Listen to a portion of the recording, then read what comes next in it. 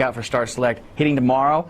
Right now, though, we are joined in the studio by our good friend Grant Rodiek. Is that right, sir? Yeah. Excellent. You're the associate producer of The Sims 3. Yes. Now, that's pretty awesome. Like, you get to be the associate producer on like one of the most, if not the most prolific PC game of all time, if not all of the games, right? It's pretty cool. It's one of the biggest PC titles out there. We have massive fans. We have so many of them. They're so enthusiastic, and it's really fun to make a game for people who just absolutely love what you do. And so it's been really fun to work for them. Now we're getting close. June 2nd is the date you guys got. So are you guys close? You gonna make it? Oh yeah, the game is shipped gold. Yeah. So it's ready. It's going to the manufacturers now. So it's going to hit store shelves on time, June 2nd, and we're really excited to finally get it in players' hands. All right, I'm excited to show players what they'll be getting in their hands. Yeah, we've got a live demo here. Let's go ahead and see what you guys brought today. It looks like you're starting off with a little character creation. Yeah, so we're starting off in Create a Sim. So here we're going to show off some of the new things. We've got the skin tone slider, so you have a lot more flexibility here. In Sims 2 you had just 2 or 3 shades. You can make your skins really skinny or just a little bit chubby. Again, Sims 2 you had very simple, just 2 phases. You can also change their muscle tones, so you can have somebody who's really strong, really muscular, not very muscular. We had to, with the women, it's a little more subtle on the muscle because we found they looked really sort of guy-like after a while if we made them too muscular. Lots of different hair types, and you can see here that not only can you pick the hair color, but you can change the roots, the tips.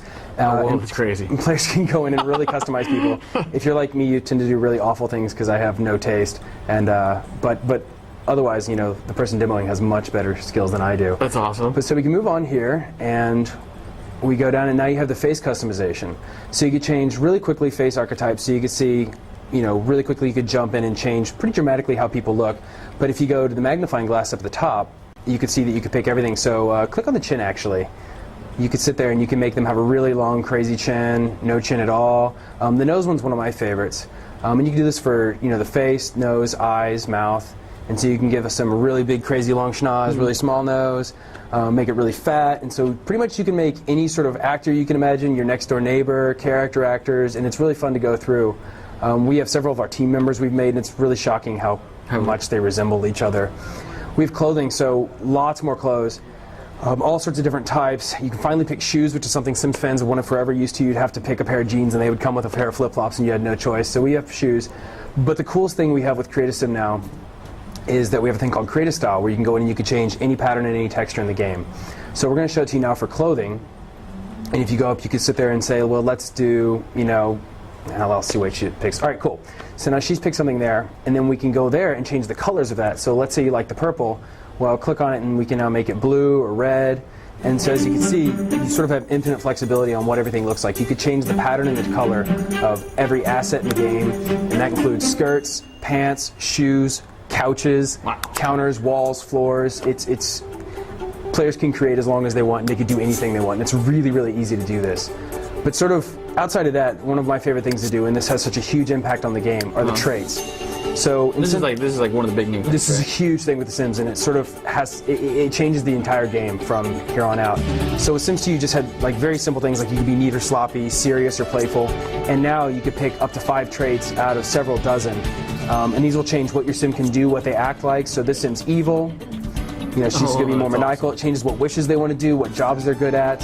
She's grumpy, which means she's always just sort of be, you know, low on the mood. Insane's a funny one. You never really know what they're going to do. The kleptomaniac's awesome. You can steal things. Loves the outdoors. Hopeless romantic. Mooch. Natural cook. A never nude. No sense of humor. Over emotional. Neat. Neurotic. There's a lot. There's tons of them. So let me ask you this. All right, so we've seen some of the stuff that you applied to this character. Now, the traits obviously sound like they have some, you know, awesome effect on once you get on the world. Yes. What about the other attributes? Like if I had a bigger character versus a smaller character, are they going to be faster or anything weird like that, or no? So, Sims weight and muscle tone. Muscle tone's based on how much they work out. So if you work out a lot in the game, let's say you do cardio workouts, you're going to get a little thinner. If you do like work out on the weight bench, you're going to get much more stronger, more muscular. Yeah. Weight doesn't have a gameplay thing. We didn't want to sort of have a negative or positive connotation for that because, you know, people are who they are, and we just didn't really make social commentary there. Well, let me ask you this though. So like, let's say, all right, so I make the young lady on the right. Sure. Like, do I have to work out to keep her fit, or? So Sims will naturally go back towards the state that they were born. So let's say if they're born in the game from two parents, they'll go towards if you don't do anything with them and you keep them same, they'll always decay towards their sort of genetic thing that they've started with. If you created them and create a sim, so the guy's a little chubbier. Yeah. If he stops working out, he'll always sort of go back to being a little chubbier. I gotcha. So it sort of kind of works like it does in real life. That's cool. So here we have two guys, Eddie Haskill and Agnes Crumplebottom. Sims players will remember that Agnes is one of our more famous NPCs. You can actually now play her, and this is sort of in the past because we sort of took a step back in the timeline. So he's socializing with her and doing stuff like that. His traits are slob, loves the outdoors. He's a schmoozer, a mooch, and a kleptomaniac. So one of the first big goal systems we have in the game is called lifetime wishes, and this is sort of the thing you're going to work towards. Like, you can't really win the game, but this is sort of how you win the game, is you go towards our lifetime wish. So the lifetime wish is based on the traits you select. His lifetime wish is gold digger, which means he wants to marry somebody rich and then see them dead, i.e. he wants to marry them and get all their money. So that naturally, because he's a schmoozer and mooch, it works really well. So he's going to, get in there with her. Agnes Crumplebottom, for players, might remember that she's a bit of a prude. Sort of hard to deal with, and so obviously he's used his traits to get in good with her. So earlier on in the demo we missed over, but we have wishes, which is another goal system. These are sort of your minute-to-minute things. These are your Sims desires, things they want to do, and you could choose to do them or not. It's your choice. We have some players who are total griefers and want to be jerks if they want. So he had a desire to give her a massage, so he did, and then he got lifetime happiness points. So you spend lifetime happiness points to buy all sorts of rewards. So this is where our game sort of, in a way, becomes slightly an RPG. You sort of build up perks. It's not the official name, but there's sort of perk-like things that sort of modify your character. So you have things like steel bladder, which means you never have to pee again. Some players hate that. So you know what? Don't pee anymore. You throw your toilet away. That's cool. If you are a famous writer, we have the acclaimed author, which gives you bigger royalty checks. So you can make a living as a writer. Hardly hunger means you never have to eat. Extra creative means you make more money from your paintings. But then we have some weird, crazy classic Sims objects like the teleportation pad. We have the body sculptor. She's going to buy that. The body sculptor lets you change your body shape. Oh. And of course, all of these have weird negative consequences at times. There's a slight bit of randomness. So if you teleport, sometimes you might end up on the other side of the world naked. Because The Sims is all about random events, funny things happening. So now we're going to take Eddie. He's a slob again, so another little thing that we can show you quickly is that he's going to help her clean up by licking her plate clean. That's something only he can do. And move the camera around. There we go. So you can see this house. So again, to go back to the creative style thing that I was talking about, this couch, this floor, everything in this house you can change. Go back out to the world real fast. Pause it and let's show them the world. So if you see here, The Sims 3 now is a totally open world. No load times, completely seamless. For the first time ever, you could cross the street and go visit your neighbor. You can go to the park. You could play for tips in the park. You could be a famous guitarist. We have this whole world full of collectibles and things to find that actually have gameplay benefits. So we have 21 species of fish if you're a fisherman. Oh, wow. And you can make money as a fish, and it's fun to go around and find them. Here's a little tip. You might find vampire fish at the graveyard.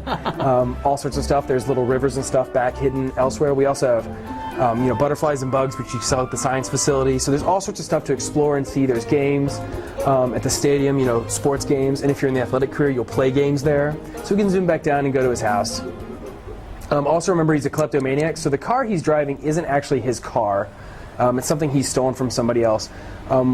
One of our favorite strategies is if you're a kleptomaniac, you don't even have to have a job. You just go steal people's cars. And you can even see when you hover over the tooltip, you'll see whose car it is. Oh, wow. And when we go to his house, you'll see that he has tons of cars and things that he's stolen. I believe he even stole somebody's tree, which is just ridiculous, but, why not? Totally. If you're an environmental freak, maybe you can steal stuff to prevent it from dying. I'm gonna interrupt you real quick. Yeah, go ahead. Throw some questions at you. Yeah. Dean out of the UK wants to know, obviously this game's building on some of the stuff you guys had from the previous Sims games. What about like Sims 2 expansions, like the one he's got is open for business? Oh, that's one of my favorites. Is some of those elements from that game represented in Sims 3 or no? So in general, what we did is we tried to pick and choose our favorite things from all the expansions, Sims 1, Sims 2, because there's a huge wealth, there's a huge library of things for us to choose from. So we tried to pick our favorites, the ones that made the most sense for this new game, for our designs and the things we wanted to do. As far as open for business, you can't own a business, but you can invest in local businesses. So you can buy the bookstore and get money from it. You could fire your employees from there. You can rename it. You can make a living as a writer or a fisherman or a gardener, so you can have your own business in a different way. That's actually a perfect segue into this question. Sure. Tyler, Layla out of Spokane wants to know, how do you pick what you want to do? Is there like a list you pick from, or you just start doing it? Or? Well, so we are an incredibly open game. So we have, I think, something like 10 careers, 10 skills, tons of traits. So what happens is basically we try to give you a little bit of direction. So when you pick your traits, it's based on what you like in the the story you're trying to tell or the character you're trying to create. You'll get a lifetime wish based on those traits. So we try to limit you there to sort of focus you a little bit. So you pick your lifetime wish, and you'll start getting wishes. And wishes are sort of like breadcrumbs. So if you are an evil sim and you have a lifetime wish to become the Emperor of Evil, you'll get a wish to join the criminal career. You don't have to. You could be a fisherman. You could be a rock star. But we try to guide you along to help you at what you'll be best at. Gotcha. But you can choose and do whatever you want. I mean, there's no limit to the amount of skills. It's not like like an RPG character class where you have to be a ranger or you have to be a warrior. You can flex. You can learn every skill if you're awesome. Right on. I got a ton of questions. Let me throw them at you before I let you go. Nick out of St. Louis wants to know: does this game keep the cool, lovable gibberish language, the Simlish? Oh yeah, we always have Simlish. Right on. Always. Good to hear. It's hilarious. Matt out of Prosperity, South Carolina wants to know: how many ways can you die in The Sims 3? What does death do now? I think we have 4 or 5. So the cool thing about our game is it's not about how you die, but it's what happens after you die. We now have playable ghosts. Oh, crazy. And so we've never had that in a Sims game. So you can actually be a ghost. If you have somebody you're close to, you can take them to the science facility, revive them. And they have these awesome sort of translucent things. So if you die by fire, you'll be red and you'll see smoke coming off your body. You can have ghost babies. So that's really, really cool, and we're really happy about that. Jason Griffey out of Wichita wants to know: is there any online play?